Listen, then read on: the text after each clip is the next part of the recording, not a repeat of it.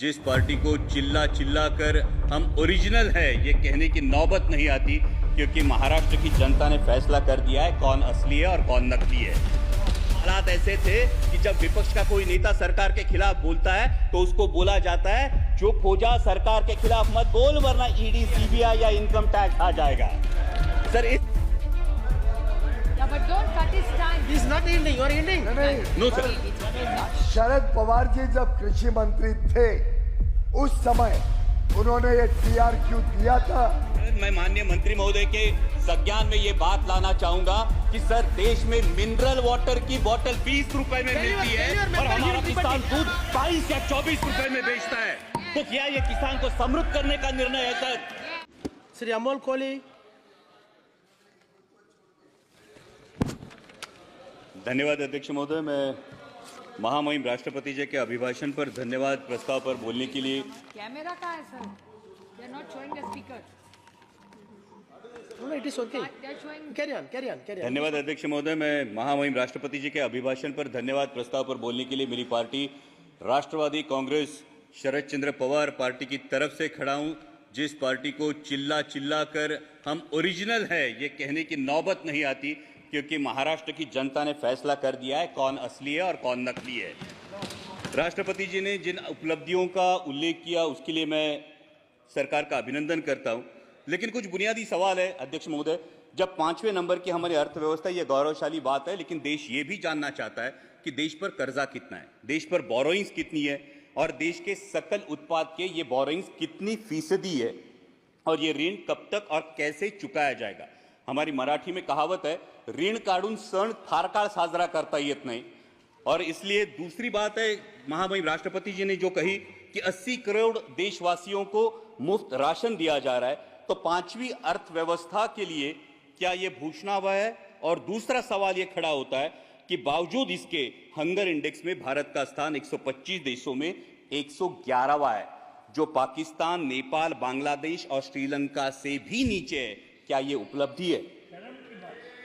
और अगला सवाल ये बनता है, जो 5वें नंबर की अर्थव्यवस्था है वो अपने जेन्युइन, जो ईमानदार टैक्स पेयर्स है, उनको क्या दे रही है? ये टैक्स पेयर्स को अपने बच्चों को शिक्षा के लिए प्राइवेट स्कूल में भेजना पड़ता है, उनको अपने हेल्थ के लिए हेल्थ इंश्योरेंस निकालना पड़ता है। सर नौबत तो ये है कि जब नॉर्मल मिडिल क्लास आदमी बाइक खरीदने जाता है तो उसको 28% जीएसटी देना पड़ता है, लेकिन इस देश में जो कोई हेलीकॉप्टर खरीदना चाहता है उसको सिर्फ 5% जीएसटी है। तो क्या ये उपलब्धि है? ये हर देशवासी के लिए अर्थव्यवस्था है? ये सबसे बड़ी बात है। और इसीलिए यह सवाल बनता है कि जब अर्थव्यवस्था क्या सही में सुदृढ़ है या सिर्फ यह सूजन है जिसे सुदृढ़ता बताया जा रहा है। महामहिम राष्ट्रपति जी ने अपनी अभिभाषण में ग्रामीण अर्थव्यवस्था और डेयरी का उल्लेख किया, लेकिन दुर्भाग्यवश माननीय मंत्री महोदय यहां बैठे, लेकिन उसी दिन जो मिल्क पाउडर है उस पे इंपोर्ट ड्यूटी माफ करके मिल्क पाउडर आयात करने का एक निर्णय जो लिया गया। Sir, Yeah, but don't cut his time. he's not ending. You are ending. No sir, I'm asking sir ये दूध उत्पादक किसानों के लिए क्यों एकदम गलत बता रहे हैं, इससे I want you to kindly give me a chance. इनकी जानकारी के लिए और पूरे सदन की जानकारी के लिए, शरद पवार जी जब कृषि मंत्री थे उस समय उन्होंने ये TRQ दिया था। एक समय 10,000 Your ton turn will come का, now. बाद में 25,000 टन का, और उस समय मिल्क पाउडर इंपोर्ट हुआ। What is that? Honorable Minister, your turn will come. Your member is. See, next member is from party. उसका क्या संबंध है? Honorable Minister, wait. Honorable Minister. Honorable Minister, wait. No. Immediately your member is going to speak. That time it can be rebutted. Sir पुराने निर्णयों को लेके आज You वास्तविक, carry on. सर आज Nothing will go वास्तविकता ये है देश में। सर मैं माननीय मंत्री महोदय के संज्ञान में ये बात लाना चाहूंगा कि सर देश में मिनरल वाटर की बोतल 20 रुपए में मिलती है और हमारा किसान दूध 22 या 24 रुपए में बेचता है। तो क्या ये किसान को समृद्ध करने का निर्णय है सर? सर मिनरल वाटर की बोतल 20 रुपए में बिकती है और हमारा किसान जो अपने पशुओं को पालता है उसको दूध बेचना पड़ता है 22 या 24 रुपए किलो में। तो क्या ये किसान के साथ न्याय हो रहा है? ये इसका जवाब किसान चाहता है। सर महामहिम राष्ट्रपति जी ने किसान सम्मान निधि की भी बात की, लेकिन असली किसान का सम्मान तो तब होगा सर जब कृषि के लिए जो औजार लगते हैं उन पे जो 12% जीएसटी है, ये 12% जीएसटी हटाया जाए और उनके फर्टिलाइजर्स और पेस्टिसाइड्स की कीमतों पर नियंत्रण लाया जाए और कृषि उत्पाद के लिए सुनिश्चित और परमानेंट आयात निर्यात धोरण लाया जाए। सर, हाल ही में हमने देखा, पिछले साल हमने देखा कि जब प्याज की डिमांड थी, मिडिल ईस्ट में डिमांड थी, यूरोप में डिमांड थी, तब प्याज पे निर्यात पर पाबंदी लगाकर पाकिस्तान के प्याज उत्पादक किसानों का भला इसी सरकार ने किया है। ये प्याज उत्पादक किसान कभी भूल नहीं सकता सर। और दूसरा एक बहुत ही अहम किसानों से जुड़े मुद्दे पर जो मैं मेरे चुनाव क्षेत्र से उस पर मैं ध्यान आकर्षित करना चाहूंगा, वो है लेपर्ड का इशू। सर, मेरे चुनाव क्षेत्र में जुन्नर वन विभाग के क्षेत्र में 700 लेपर्ड्स का अधिवास है सर, 700 लेपर्ड्स, और आए दिन किसी ना किसी पर हमला होता है। सर, जब एक बाप अपने 3 साल के लहूलुहान बच्चे को लेकर सामने खड़ा होता है तब ये इसकी गंभीरता और ज्यादा महसूस होती है। सर, 23 लोगों ने पिछले 1 साल में जान गंवाई है और बार बार मैंने दरख्वास्त की है माननीय मंत्री जी से भी कि लेपर्ड रिप्रोडक्शन कंट्रोल के बारे में सरकार गंभीरता पूर्वक ध्यान ले। महामहिम राष्ट्रपति जी ने अपने अभिभाषण में इंफ्रास्ट्रक्चर की भी बात की। जो 3,82,000 किलोमीटर हाईवे हुए हैं उसके लिए मैं सरकार का अभिनंदन करता हूं, लेकिन जिस रेलवे ट्रांसपोर्ट के लिए 1/3 कॉस्ट लगती है और एक ऑयल इंपोर्टिंग कंट्री के लिए इन रेलवे में कितना इजाफा हुआ ये भी हम जानना चाहते हैं। और दूसरी बात यह है, जिन प्रोजेक्ट्स के लिए महाराष्ट्र गवर्नमेंट ने 50% कॉस्ट शेयरिंग के लिए अनुमति दी थी, वो 3 प्रोजेक्ट्स है सर, अहमदनगर बीड़ परली, वर्धा यवतमाल नांदेड़ और वर्षा और गढ़चिरौली, जो 3 साल में रेलवे कंप्लीट करने वाला था। आज 15 साल बाद भी ये प्रोजेक्ट्स निर्माणाधीन है, ये इनकम्प्लीट है। और महाराष्ट्र के गोल्डन ट्रायंगल को जोड़ने वाली पुणे नासिक रेलवे जैसा एक एम्बिशियस प्रोजेक्ट, जिस प्रोजेक्ट की फाइल कैबिनेट अप्रूवल के लिए पिछले 2 साल से पड़ी है, ना उसको कैबिनेट अप्रूवल मिल पा रहा है और ना ही इसकी इंप्लीमेंटिंग एजेंसी तय हो रही है। साथ ही में दौंड से पुणे तक जो लोकल की डिमांड है, ये भी डिमांड अब तक उसकी आपूर्ति नहीं की गई है।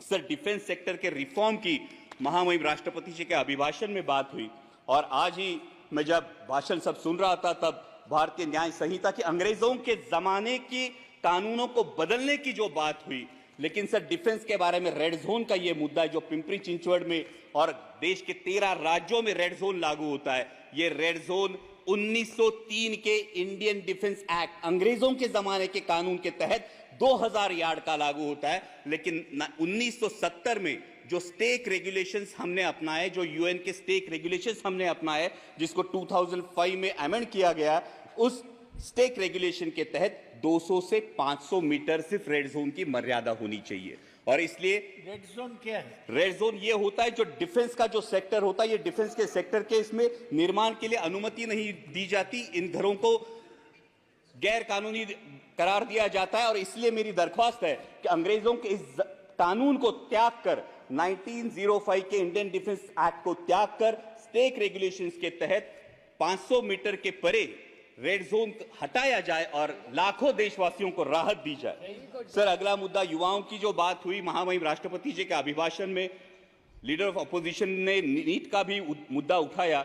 ये करोड़ों भारतीय युवाओं के एस्पिरेशन का मुद्दा है सर, और नीट को लेके बहुत असमंजस है।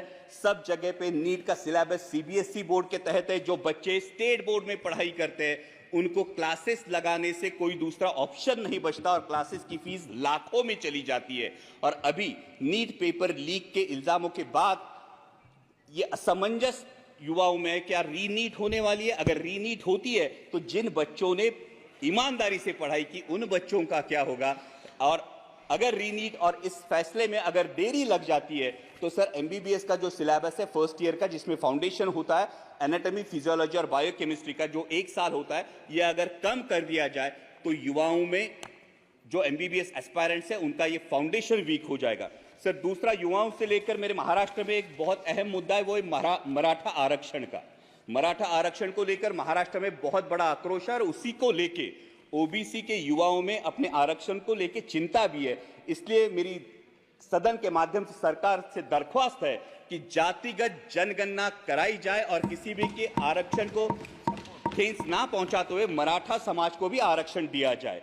और सर, अंत में मराठी में इतना ही कहूंगा कि जलवायू की बी महामहिम राष्ट्रपतीजीने बात की, लेकिन आत्ताच आमच्याकडं माऊलींच्या पालखीचं प्रस्थान झालंय आणि इंद्रायणी माई अजूनही फेसाळलेली आहे. करोडो रुपयांचा खर्च होऊन सुद्धा जर आमच्या वारकऱ्यांचं श्रद्धास्थान असलेली आमच्या इंद्रायणी माईला जर मोकळा श्वास मिळत नसेल तर नक्की हा पैसा जातो कुठं, या नदी सुधार प्रकल्पाचा विचार व्हावा. सर, साथ ही में आपातकाल की बात हुई, लेकिन सर वास्तविकता यह है कि 1980 में जनरल इलेक्शंस में इसी देश की जनता ने 353 सीट्स देकर इसी कांग्रेस को वापस सत्ता में बिठाया था. तो ये मैं जानना चाहूंगा कि बार बार पुरानी जख्मों को कुदेरने से क्या हासिल होगा. और जब हम डिक्लेयर्ड इमरजेंसी की बात करते हैं तो देश में अनडिक्लेयर्ड इमरजेंसी की भी चर्चा होती है. सर, कुछ सालों पहले सर शोले करके एक मूवी आई थी, उसमें एक डायलॉग था, शायद आपको भी याद होगा, कि दूर किसी दराज में जब बच्चा रोता है तो मां कहती है सो जा वरना गब्बर आ जाएगा.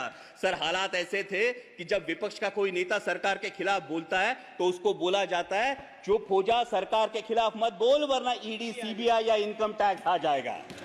सर, इस इनडिक्लेयर्ड इमरजेंसी का क्या? Sir 2 minute Please, one more speaker is there. Yes sir. One more speaker is sir, for जब party. नेता Please तोड़ो wind up, please wind party up. फोड़ो लेकिन विपक्ष मत रहने दो, ये बात होती है. सर, जब लीडर ऑफ अपोजिशन ने डर की बात की तो महाराष्ट्र में भी बात हुई थी. 27 जून को माननीय प्रधानमंत्री जी ने भोपाल में भाषण किया था, तब उन्होंने नेचुरली करप्ट पार्टी जिस पार्टी को बोला था, जिन पर इल्जाम लगाए थे, उन्हीं हमारे साथियों को लेकर आज महाराष्ट्र में सरकार बनी है. तो सत्ता पक्ष ये कहे कि उनकी नैतिकता कहां गई. लेकिन अंत में मैं देश की जनता का आभार करूंगा. सर, लास्ट पॉइंट, देश की जनता का आभार करूंगा क्योंकि उन्होंने पूर्ण बहुमत नहीं दिया और ये दिखा दिया कि तुम भारत कहो या इंडिया. सर 1 मिनट सिर्फ, लास्ट मिनट. तुम भारत कहो या इंडिया, मैं वही हूं जो अपने कर्म पर विश्वास रखता हूं. मैं वही हूं जो मंदिर मस्जिद मंगल सूत्र से ज्यादा देश की एकता को अहमियत देता हूं. मैं वही हूं जो राजतंत्र से ऊपर लोकतंत्र को मानता हूं. ठेकेदारों से ज्यादा पहरेदारों पर भरोसा करता हूं. तुम भारत कहो या इंडिया, मैं वही हूं जो नफरत से ज्यादा मोहब्बत चाहता हूं. अहंकार से ज्यादा विनम्रता का आदर करता हूं. अधिकार से ज्यादा जिम्मेदारी निभाता हूं. मैं वही हूं जो संविधान से चला हूं और संविधान को ही अपने सर आंखों पर रखता हूं. धन्यवाद अध्यक्ष.